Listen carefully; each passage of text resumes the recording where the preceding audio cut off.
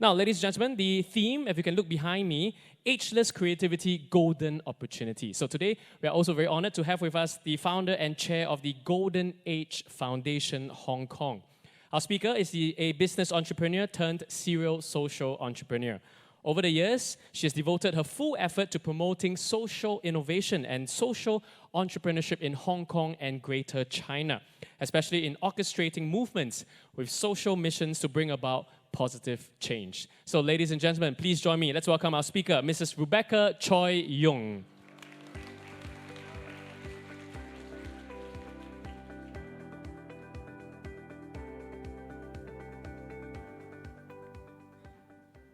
Minister Ang, Mr. An, Professor Tang,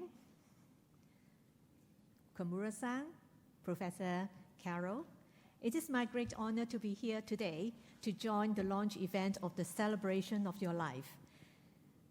I celebrated my birthday a few days ago and bought myself this new cheongsam. Well, actually, it's being designed by a Hong Kong designer who put the prints of the landmarks of Singapore. You may see later on that we have the Mirror Lion, the Marina Sands, and also the gardens at the bay.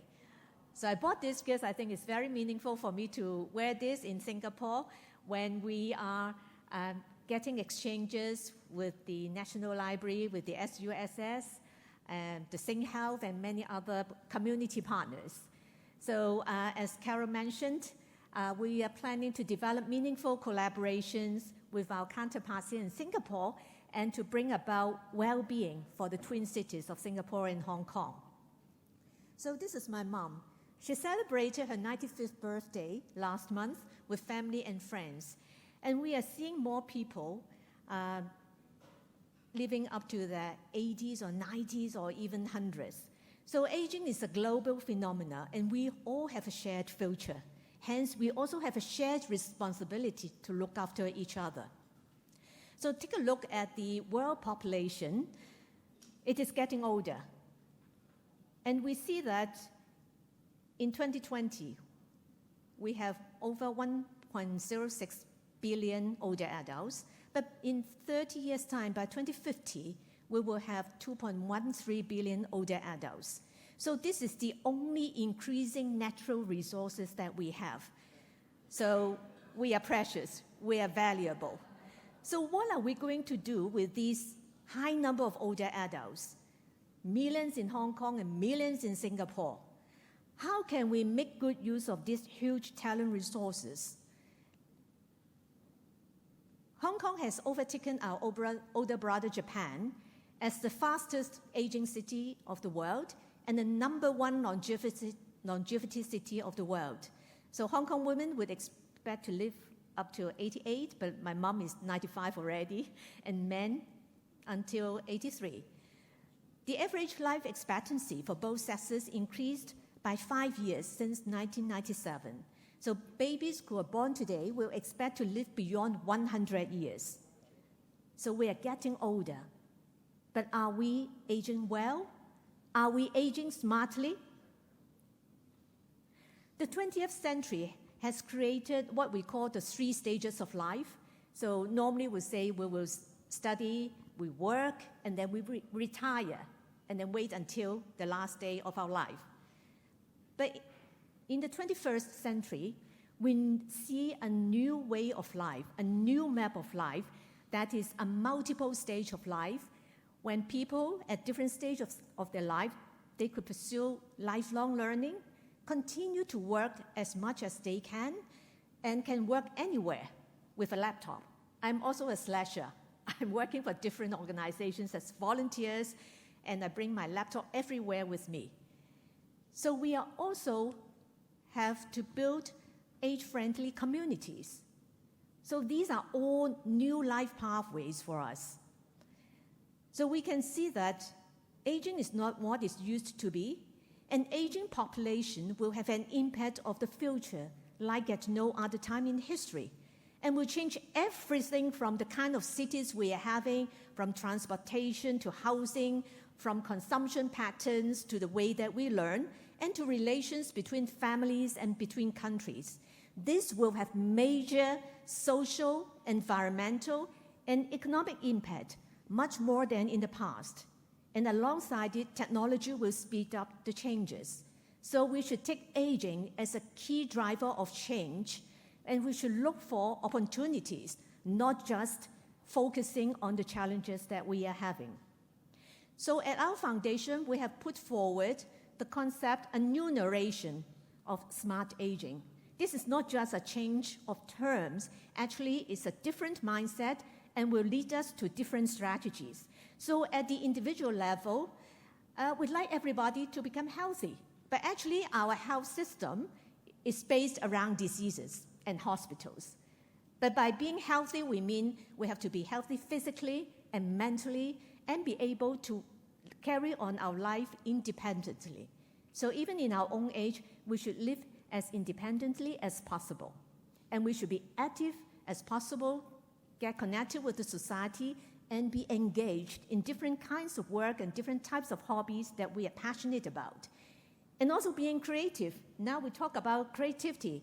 Creativity is not just for the young. It is for everybody. And for older adults, we have many more wisdom, experiences, and skills that we can make use of. And our problem-solving skills is much better than young people. So we could be creative in many ways. And last but certainly not the least, we have to develop a purpose-driven life. It's not just being survival. We have to create positive impact through our work, through our interaction with the rest of the society. And the societies should also respond smartly to changes. Because look at our cities, for example, in Hong Kong, our roads, our facilities, our buildings, and even our systems are very old. They are products of the Industrial Revolution, but now we're entering the AI age. So we have to respond smartly by developing the Golden Age economy, which is driven by the needs and wants of older adults.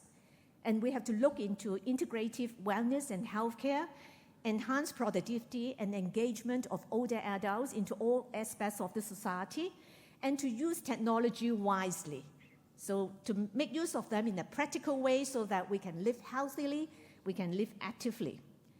And certainly we need to take a look at social cohesion and inclusion so that different generations can live, can work, can communicate effectively. And then we should have to do away with ageism, which is very much still affecting our behaviors. So take a look at Hong Kong. During the pandemic, of course, we see many sad news. So in early 2022, Hong Kong is being hit hard by the fifth wave of COVID.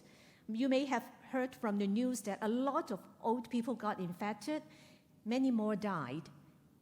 And sadly, because of the limited capacity of our public hospitals, many old people have to wait outside the hospital overnight to get admitted. So all these has led us to think, how should we help them? How can we make sure that our elderly live in a safe and also human-centric environment? So being an innovative, non-profit-making organization, our foundation on February the 14th, on Valentine's Day, our whole team worked until midnight to come up with this Golden Age Care Anti-Pandemic Support Program. The main idea is to gather together a team of professionals. Many of them are semi-retired or retired professionals, including nurses, dietitians, social workers, engineers, counselors, academians, could join together with us. And then we also invite corporations, funders, government bodies, associations, and even student volunteers to join us. So we set up teams, train them up, and then each team will look after an elderly home in distress. When I say elderly homes, these are privately run elderly homes. They are not run by the government-funded organizations. So these are private enterprises, and many of them are very small, and they have to rely on their own resources. So most of them are very limited in space, with poor facilities, with shortage of labor, and also they don't have professional knowledge to fight against the pandemic simply because they are medical organizations. So what we have done, we actually transformed the elderly care quality in these elderly homes. So first, we help them to control the environment, make sure that the environment is safe. And second, our professional team help them with medications and proper treatments of the elderly. And third, we gather a network of communities, volunteers to support them. And throughout all these processes, we are doing knowledge transfer by our professionals to the owners and operators of these elderly care homes. So the innovative solution is based on empathy, because first of all, we send immediate support and anti-pandemic materials to these private elderly homes, because sadly, at that time, Hong Kong was totally locked down. Nobody could enter the elderly homes. So we send them these supports, and we provide them with 24-hour calls. Whenever they have problems, they can call our professional team. Then we dispatch, you could see from the slide, we dispatch 37 robots. We call them Dr. Gold. We give them a doctor's outfit with eyes so that the residents would treat them as a very intimate partner. So this robot will do sanitization. We also install telemedicine apps, entertainment apps, and communication apps into the laptop so that they could help to reduce the workload of the staff. And you could see on the other slide that actually an elderly is following the robot to do walking exercise. And then, of course, we provide them with professional support and provide them with practical solutions by our cross-sectoral specialists and support them with our cross-generational volunteers. So this is the robot at work. So actually, we do a mapping of the robots. So the robots, they will do the spraying of disinfectants 24 hours, every 8 hours.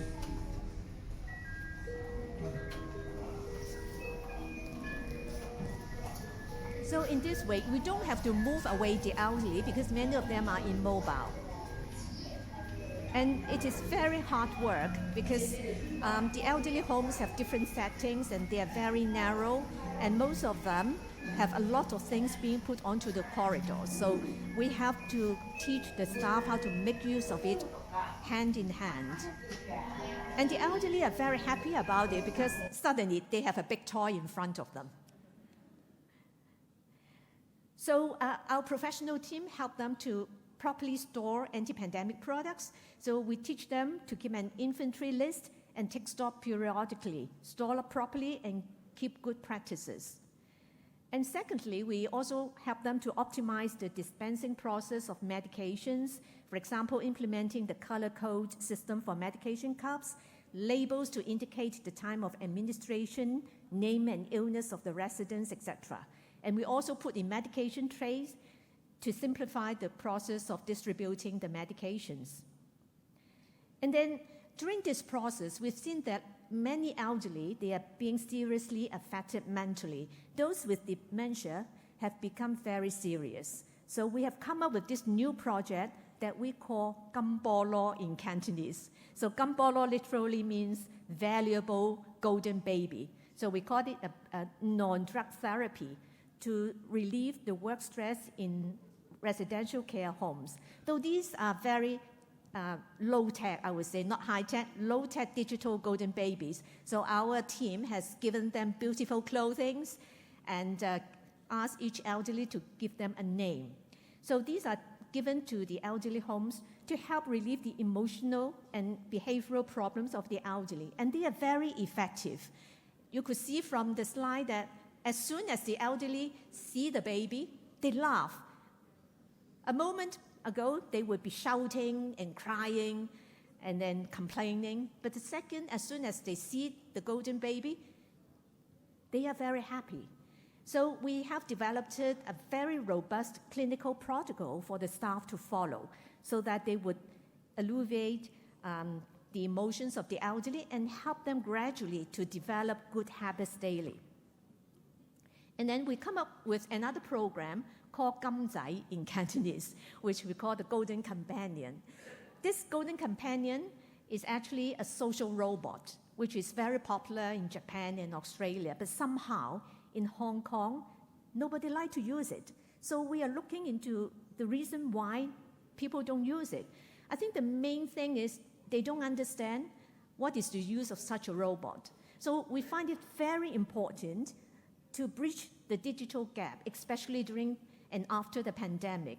Because like me, I don't grow up with a digital education. I could barely use my iPhone, I could barely use my laptop. So if I don't learn more, when I get old 20 years later, I won't be able to operate any digital equipment. So we promote home-based aging, and we train a group of golden buddies. So they will use this companion robot. After that, they will go to the elderly home, and now they are serving at daycare centers to teach the olds to use them for games, for exercise, and for singing. So the impact, since last year until now, we have already improved the services of 75 small and medium-sized private elderly homes. We trained 850 plus staff, and we benefit over 8,000 low-income elderly. And most important of all, we trained over 200 young people and Golden Age volunteers to form a network of support for them. So in the long run, we are developing business for good, because with proper support, the private sector can generate higher social impact. So we have a very strong steering committee comprising of leaders from different fields to facilitate the development of the smart aging industry in different ways. And we are also building social capacity and unlock the creativity of middle-aged people.